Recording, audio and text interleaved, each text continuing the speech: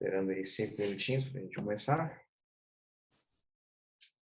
Enquanto os colegas entram.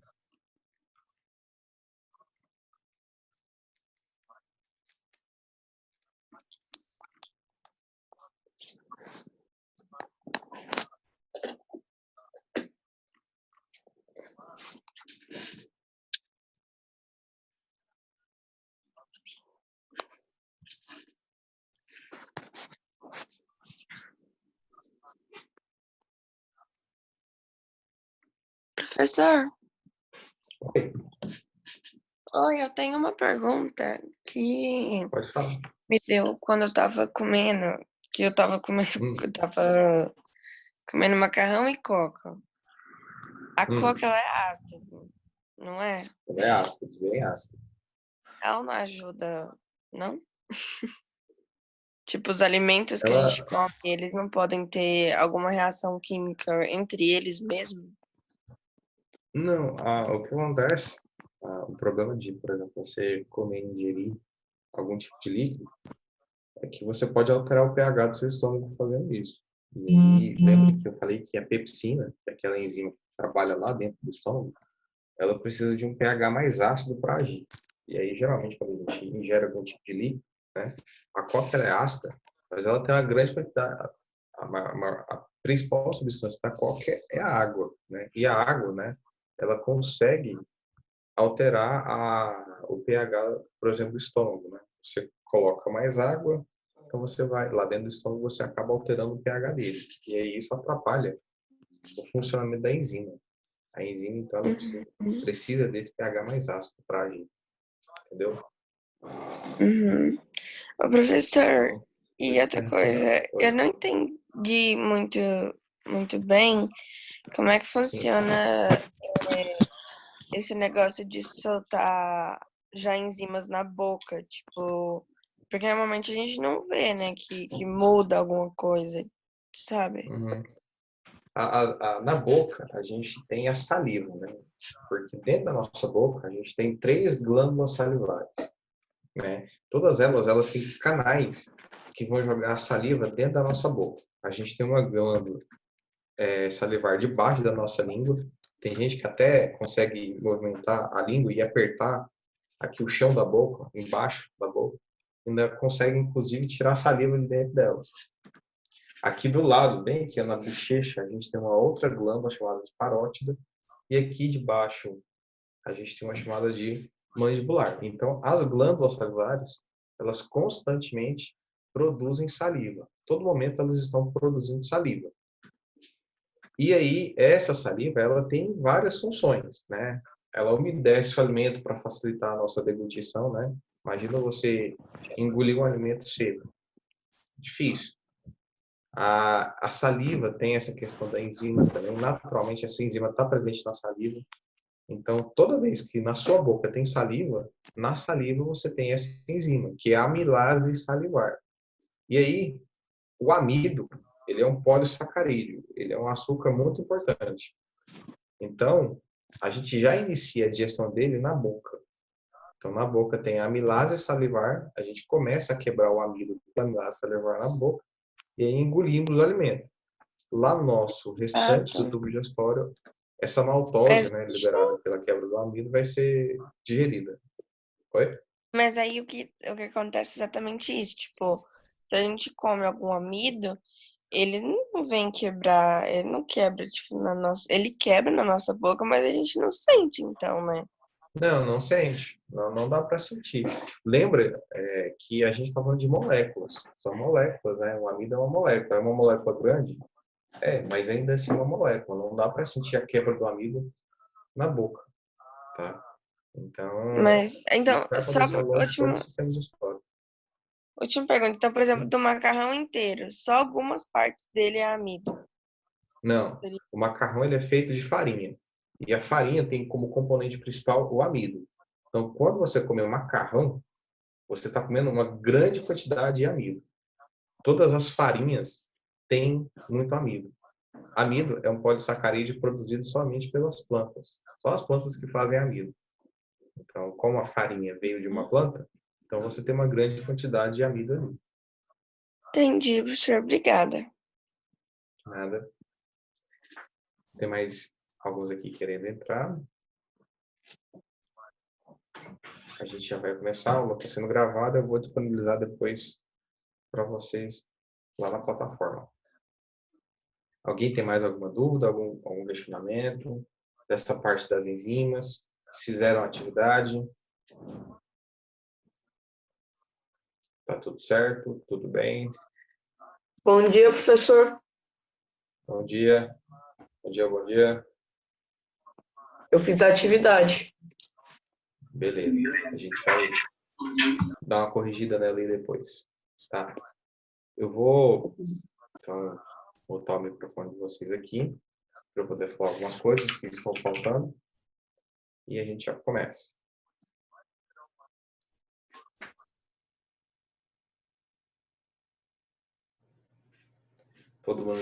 Todos estão escutando? Dá um joinha aí para ver se está tudo certo. Beleza. Então é o seguinte, né? Para a gente poder então complementar, a gente vai estudar algumas outras partes do nosso tubo digestório, né? Eu queria falar para vocês, primeiramente, sobre o nosso intestino. Deixa eu abrir a imagem aqui para mostrar para você algo interessante. Porque o que acontece? Eu falei para vocês que o processo de digestão química, ele acontece até o duodeno, que é a primeira parte do intestino delgado. Depois do duodeno, né, a gente tem mais aí praticamente 4, 5 metros de intestino, né, o jejum e o ilho. E essa segunda e terceira parte do intestino delgado, ela vai estar relacionada à absorção dos nutrientes que a gente conseguiu digerir anteriormente. Então lembra lá, na boca, no estômago e no duodeno. Então a digestão química acontece principalmente nessas 3 regiões do nosso tubo digestório. Então, todos esses nutrientes, eles precisam ser absorvidos, né? Porque eles têm que parar no nosso sangue e o sistema circulatório, que a gente vai estudar depois, vai distribuir esse sangue para todas as partes do nosso corpo. Então, todo o nosso corpo deve receber esse nutriente. Todas as células precisam desse nutriente, né? Esses nutrientes são importantes. E aí, eu vou te mostrar essa imagem aqui para você ver como é o intestino por dentro. Vou aumentar aqui para você poder ver. Então, você observa aí que a gente está falando então, do intestino delgado e do intestino grosso. Aqui, ó, é uma fotografia de uma câmera que foi colocada dentro do intestino. Então, é a visão interna do intestino. Repara nisso daqui, ó. Não sei se você está vendo, essa dobrinha aqui, ó. Essas dobrinhas, elas estão presentes em toda a parte. Em toda a parte do intestino, você tem essas dobrinhas aqui, ó. Tá vendo? Olha aqui no fundo. Tá cheio dessas dobrinhas. Olha que interessante, né? Você tem isso aqui, por exemplo, no esôfago? Não, você não tem isso aqui no esôfago. Você tem isso aqui no estômago? Também não. Você tem isso aqui no duodeno, que é a primeira parte do intestino delgado? Também não. Essas estruturas aqui que a gente está vendo, a gente só vai encontrar no jejum ilho, ou seja, no restante do intestino delgado, e lá no intestino grosso. Para que serve isso aqui? Qual que é o nome disso? A gente conhece isso aqui como vilosidades intestinais, né? Vilosidades intestinais. Elas servem, gente, para aumentar a área de contato que o nutriente tem com a célula. Então, imagina que isso aqui é o tubo digestório, todos os nutrientes foram quebrados, as enzimas fizeram esse trabalho, e aí esses nutrientes, eles estão, então, circulando aqui. A gente tem que absorver esses nutrientes, a gente não pode deixar com que eles passem pelo nosso intestino e não sejam absorvidos, porque senão a gente vai perder os nutrientes. Então, à medida que esses nutrientes eles vão passando, né, eles vão se movimentando aqui dentro, eles vão entrando em contato com essas velocidades, e quanto mais velocidades, maior, porque mais área de contato você tem. Tá vendo aqui, ó, essa voltinha? Isso aumenta a superfície de absorção da célula. Então, se não tivesse essas voltinhas, o que aconteceria? Os nutrientes passariam aqui, a área de contato seria bem menor e a maior parte deles não seria absorvido. Aqui, ó, isso aqui, a gente chama de vilosidades. Aqui ainda, gente, tem células epiteliais, que são parte do revestimento interno do intestino, que vão aumentar mais ainda a área de contato com os nutrientes para potencializar o máximo possível de absorção. Não adianta nada quebrar os nutrientes, não adianta nada você quebrar os nutrientes, sendo que você não tem capacidade de absorvê-los. A gente tem que absorver esses nutrientes. Por isso que o jejum e o ilho é muito grande. Você tem aí quase 5 metros. Para que, ao longo desses 5 metros, os nutrientes vão entrando em contato com as velocidades e as velocidades possam, juntamente com as células, com as microvelocidades, elas possam absorver o máximo possível de nutrientes.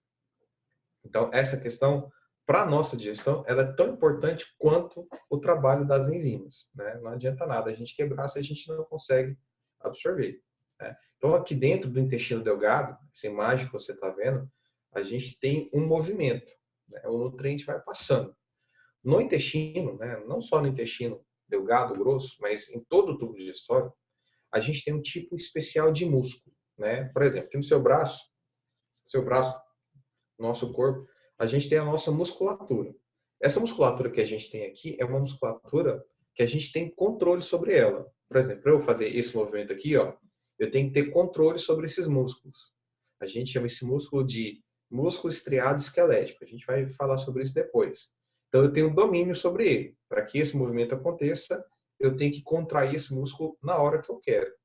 Agora, ao longo do meu tubo digestório, desde o esôfago até o ânus, você tem um tipo de musculatura diferente. A gente chama de musculatura lisa. E a musculatura lisa, você não tem controle sobre ela. Ou seja, esses músculos contraem sem você precisar pensar. Eles contraem sozinho.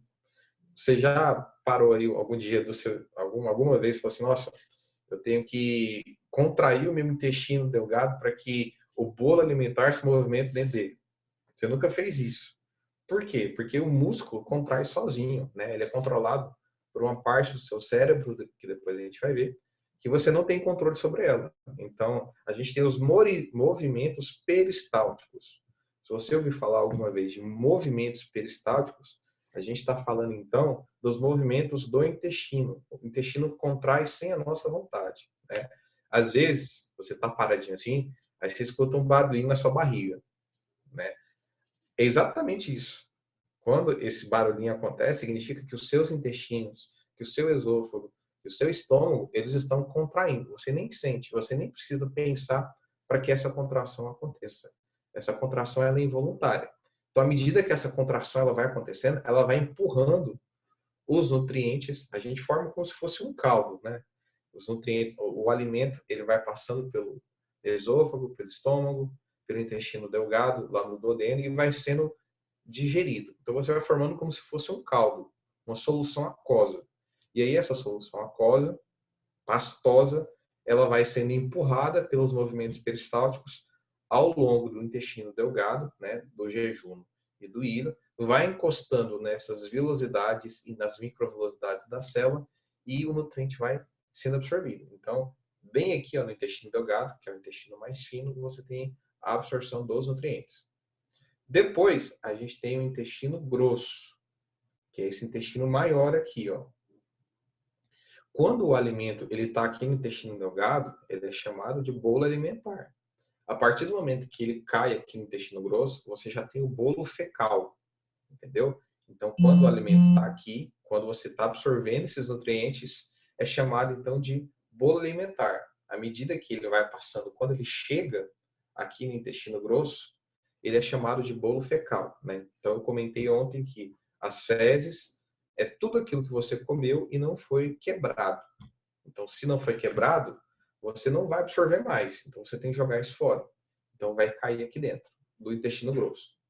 O intestino grosso, então, ele tem como função, né, movimentar as fezes para que elas sejam eliminadas em algum momento. E tem uma outra função também. A grande quantidade de água que você tem no seu corpo é absorvida aqui dentro do intestino grosso. Então, o intestino grosso absorve grande quantidade de água. Então, imagina que você acordou escovou os dentes e bebeu um copão de água, né? Essa água passou pelo seu esôfago, passou pelo seu estômago, passou pelo seu intestino delgado e chegou aqui no intestino grosso. Então, aqui no intestino grosso, grande parte dessa água vai ser absorvida e vai parar no seu sangue. Tá? Então, como a gente está falando de absorção, lembra sempre que esse processo de absorção vai fazer com que esses nutrientes eles caiam no sangue. E aí o sangue vai, através do sistema circulatório, vai distribuir esses nutrientes. Eu cheguei a comentar com vocês a questão da apendicite. Dá um joinha se eu comentei a apendicite. Dá um joinha se eu não comentei apendicite. Eu não comentei? Do probleminha que acontece aqui, que inflama. Só para recapitular então, essa questão da apendicite, né? Não sei se deixa eu aumentar um pouquinho mais aqui. Vai ficar bem grandão a imagem aqui agora. Tá vendo bem aqui onde a setinha do mouse está passando? Aqui é o final do intestino delgado e o começo do intestino grosso. Essa parte que a gente chama de seco. Tá? Seco. Então, aqui é bolo alimentar.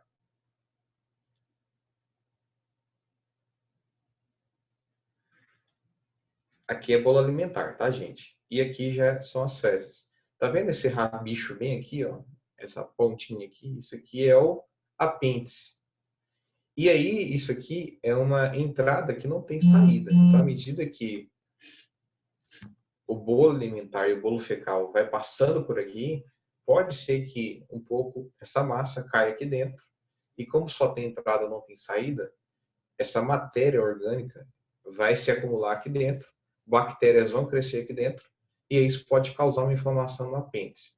E aí, o apêndice ele pode acabar ocasionando um problema sério, que é a apendicite, aonde ele pode acabar estourando e liberando todo o conteúdo da infecção dentro da cavidade abdominal. Isso é muito perigoso. Então, se eu não comentei com vocês, eu vou falar de novo.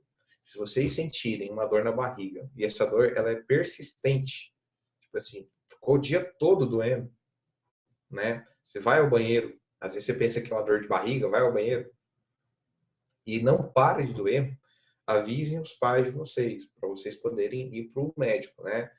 Pode ser, não é que é apendicite, mas pode ser. Na dúvida, tem que ir para o médico para poder avaliar, né? Qual que é o exame que o médico faz? O médico vai pegar a mão dele e vai apertar a sua barriga do lado direito aqui embaixo, né? Se o seu apêndice estiver inflamado, você vai sentir muita dor. E aí o médico então vai saber que é o seu apêndice que está inflamado. E aí é um caso cirúrgico. Tem que fazer cirurgia para remover essa estrutura, porque senão ela pode estourar e pode comprometer então a sua saúde, tá bom? Então os intestinos têm essa função, tá? Então à medida que o bolo fecal vai passando aqui no intestino grosso, a água vai sendo absorvida, a gente vai formando as fezes.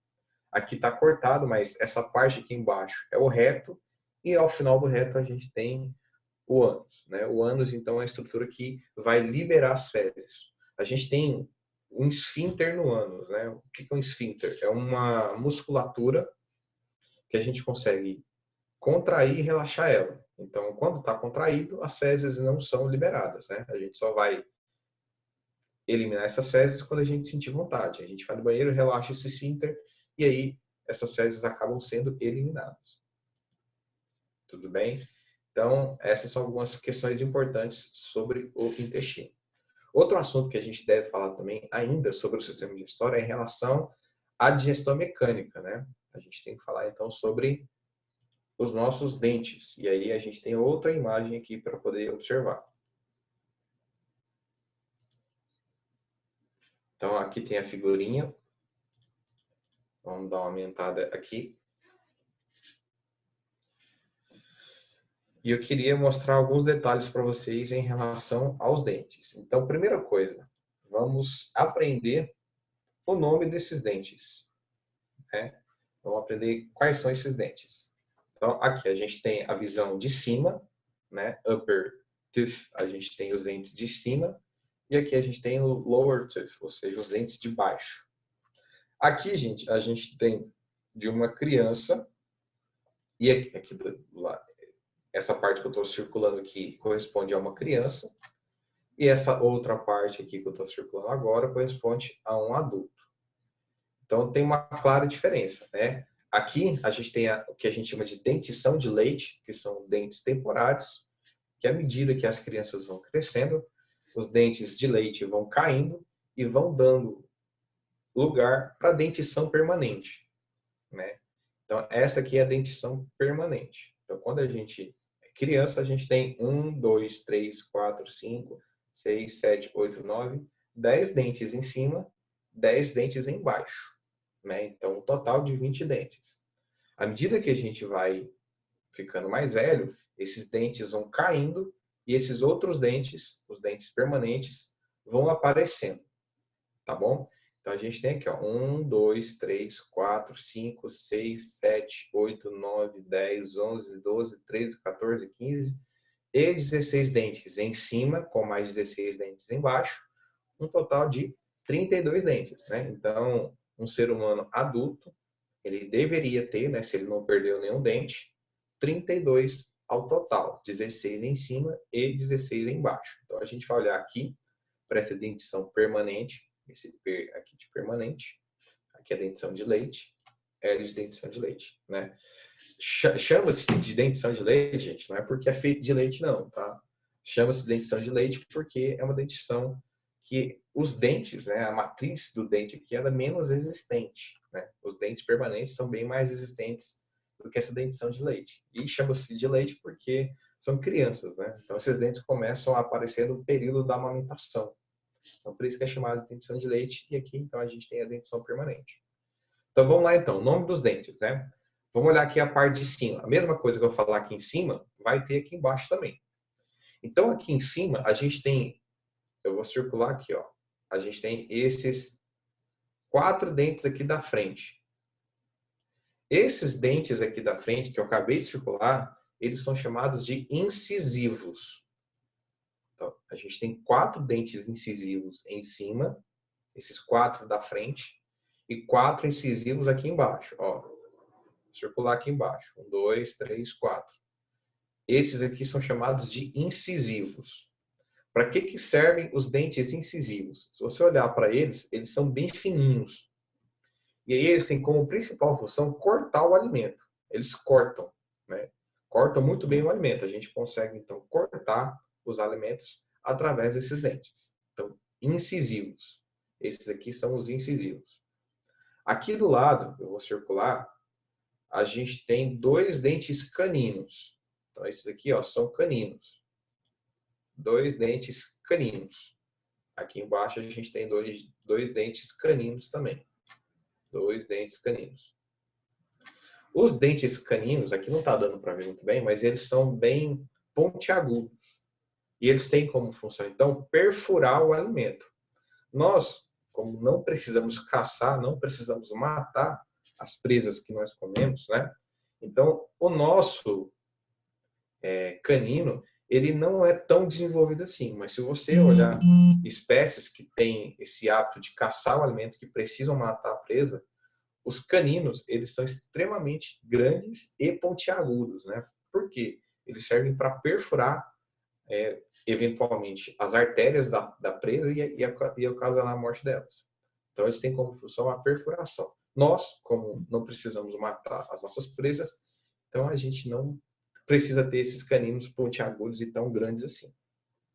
Depois, aqui do lado, né? Depois aqui dos caninos, a gente tem os pré-molares, a gente tem então aqui 2 deste lado, 2 deste outro lado aqui, ó. Então esses aqui são chamados de pré-molares. Aqui eles são dentes um pouquinho maiores, né? E para que servem esses dentes? Para triturar o alimento, tá bom? Então os pré-molares são dentes mais robustos do que os caninos, tem uma área, uma superfície maior do que os caninos e servem para triturar o alimento. E aqui, ao final, a gente tem os 3 pares de dentes molares. Então, esses aqui são os molares. Então, recapitulando, para você poder aprender certinho aqui. Aqui na frente, a gente tem os incisivos, que são 4. Depois, a gente tem os caninos, mais 2. Depois, os pré-molares, mais 4. E depois, os molares, mais 6. Então, aqui dá um total de 16 dentes. Vou chamar a mesma coisa aqui embaixo, gente. Ó, a gente tem 2 pré-molares aqui. E depois a gente tem os molares aqui. São dentes maiores. Tá bom? Eu vou chamar a atenção, gente, de vocês para esse último dente aqui, ó. Agora é um quadradinho, tá vendo? Esse último dente aqui, ó. Esse dente aqui, ele dá muito problema, né? Talvez vocês já até fizeram uma cirurgia para remoção deles. Esses aqui são chamados de dentes do juízo, né? É o que a gente conhece como siso. Quem já tirou o siso? Alguém já precisou remover o siso? Dá um joinha aí. Ninguém precisou remover o siso? Então, já deve ter ouvido falar disso, né? De tem que tirar o dente do siso. Esse dente do siso aqui, ó, esse último dente, ele dá um pouco de problema porque, às vezes, né, não tem tanto espaço aqui na nossa arcada dentária e quando ele nasce, esse dente, ele só vai aparecer na nossa boca quando a gente estiver um pouco mais velho, lá pelos 18 anos, ele vai, então, empurrando esses outros dentes aqui, ocasionando, então, uma alteração na posição dos dentes. Aí é por isso que muitas pessoas precisam usar aparelho para corrigir a posição dos dentes. Tá bom? Então, esse aparelho ele vai ser utilizado, então, para corrigir essa posição dos dentes. Então, é importante a gente lembrar disso. Tem mais gente querendo entrar aqui. Então, os dentes são esses, né? Deixa eu só mostrar mais uma imagem aqui, para a gente poder ver como é um dente por dentro. Deixa eu abrir aqui a imagem para você poder ver. Para a gente entender por que é importante a gente poder escovar os dentes. Eu vou mostrar algumas outras imagens.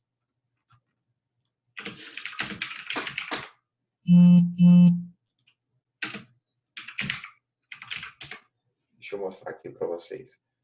Olha só que interessante. Vou salvar aqui no meu computador e vou abrir para vocês. Vou mostrar uma imagem de um crânio de uma criança, né, que infelizmente morreu. Mas aí, o que foi feito? Foi removido o osso da mandíbula e aí vocês vão ver exatamente os dentes de leite ainda na mandíbula. Aliás, os dentes permanentes ainda na mandíbula. Olha só essa imagem aqui, ó. Deixa eu colocar aqui. Peraí que eu não abri aqui ainda. Só um segundo.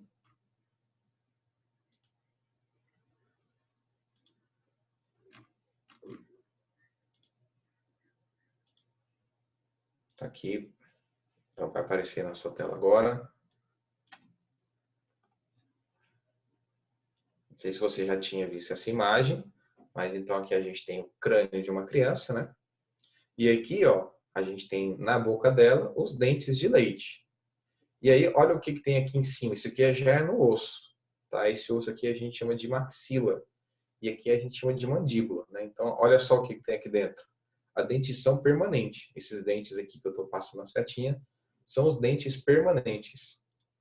Então, esses dentes aqui de leite, né, menos resistentes, serão substituídos por esses dentes que já estão aqui, ó.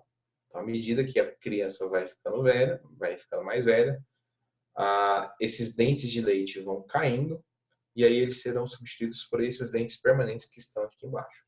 Não sei se você já tinha visto essa imagem, mas muito interessante ela. Para a gente poder finalizar aqui, eu poder abrir o microfone para vocês perguntarem alguma coisa, eu queria mostrar só a questão da dentição. Como é um dente por dentro. Deixa eu abrir outra imagem aqui, deixa eu achar. Peraí.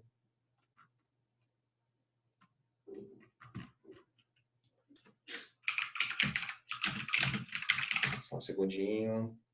Tá aqui.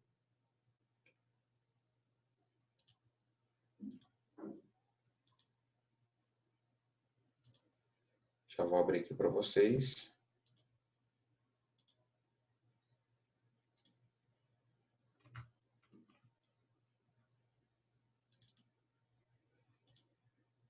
aqui a gente vê como é feito um dente, né? Como é um dente por dentro, né? Primeira coisa importante para falar é que dente não é osso, tá, gente? O dente, o material que forma o dente é diferente do osso. Então, dente não é osso, tá? Então, a gente tem duas partes aqui. A parte de fora do dente, que a gente consegue ver, a gente chama de coroa, e a parte de dentro, que está fixando o dente na mandíbula, isso aqui é um osso, é a mandíbula. A gente chama de raiz. É por isso que o seu dente não cai, né? Ou quando cai, a questão aqui da raiz serve para fixar o dente no osso. Aqui na coroa, a gente tem essa parte de fora, que a gente chama de esmalte, que é a parte branquinha, né? Que é a medida dos anos, se você não escova os seus dentes direito, pode ir amarelando. Aqui dentro a gente tem a dentina, que é um material extremamente resistente, né, que dá resistência para o dente. E mais no interior do dente, a gente tem a polpa dentária. Né? A polpa dentária, ela tem então o quê? Vasos sanguíneos e nervos. Né? É por isso que a gente tem uma sensibilidade nos dentes. Quando você come algo frio ou algo quente, você consegue sentir isso no próprio dente. Algumas pessoas têm um problema de hipersensibilidade, inclusive. Né? Mas só para te mostrar aqui o que acontece se você não cuida, se você não lava os seus dentes corretamente. Deixa eu abrir aqui em outro programa para você poder ver o que vai acontecer.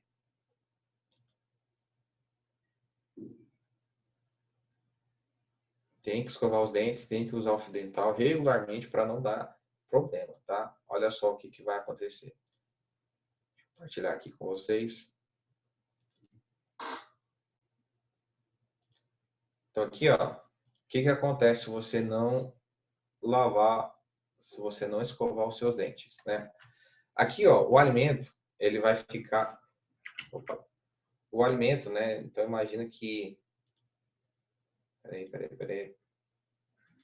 Se você não escova os dentes, aqui, ó, a comida, ela fica aqui, ó. Quando você, então, escova os seus dentes, você remove esse alimento que ficou preso. Se você não escova os dentes, se você não usa fio dental, você vai ter comida presa aqui dentro, né? Aí, o que acontece? Na nossa boca, a gente tem bactérias que moram dentro da nossa boca. Por mais que você escove os seus dentes, por mais que você use aquele enxaguante bucal, sempre vai ter bactéria na nossa boca. E aí essas bactérias, elas se ligam a esse resto de alimento que está aqui, formando o que a gente chama de placa... A gente chama de placa... Eu esqueci o nome certo, mas é uma placa de bactérias. E aí essas bactérias, elas começam, então, a usar esse resto de comida que ficou preso aqui. O problema é que elas acabam produzindo e liberando um ácido em cima do seu dente. Aí esse ácido, ele vai corroendo o dente. Tá vendo aqui, ó? Aí começa a formar cárie. Tá vendo aqui, ó? Vai corroendo o dente. Até aqui, assim, ó, você não vai ter tantos problemas. Não vai doer. Mas o dente tá com cárie. O problema, quando é que o dente começa a doer? É quando essas bactérias, elas destroem o dente até chegar aqui na polpa. Quando chega aqui na polpa, você vai sentir uma grande dor.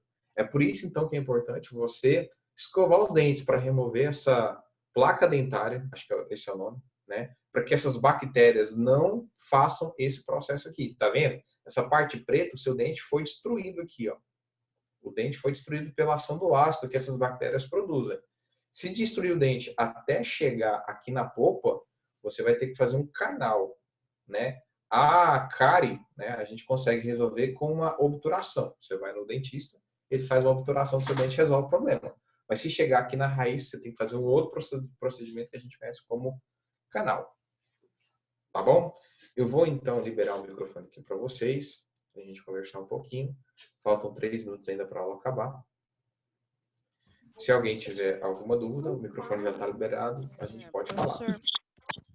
Oi. Eu queria saber se eu devo me preocupar. Está muito baixo, não Já estou escutando. Eu queria saber se eu devo me preocupar, porque o meu siso tá nascendo agora. Porque começa a nascer lá quando tem 18 anos. Na verdade, é assim, é uma média, né? Algumas pessoas podem nascer antes, outras pessoas podem nascer depois, ou nem nascer. Meu siso já nasceu. Deu muito. No meu caso, eu só tenho os dentes de baixo do siso, Em cima não nasceu. Eu já tenho 30 anos. Eu creio que não vai nascer mais. Então, só tem embaixo, em cima não tem. Quando a gente fala 18 anos, é uma média. Algumas pessoas pode ser antes, para outras pessoas pode ser depois e às vezes nem nasce. Minha mãe perguntou pra mim se eu queria arrancar o siso, eu falei que não queria ficar sem dentes.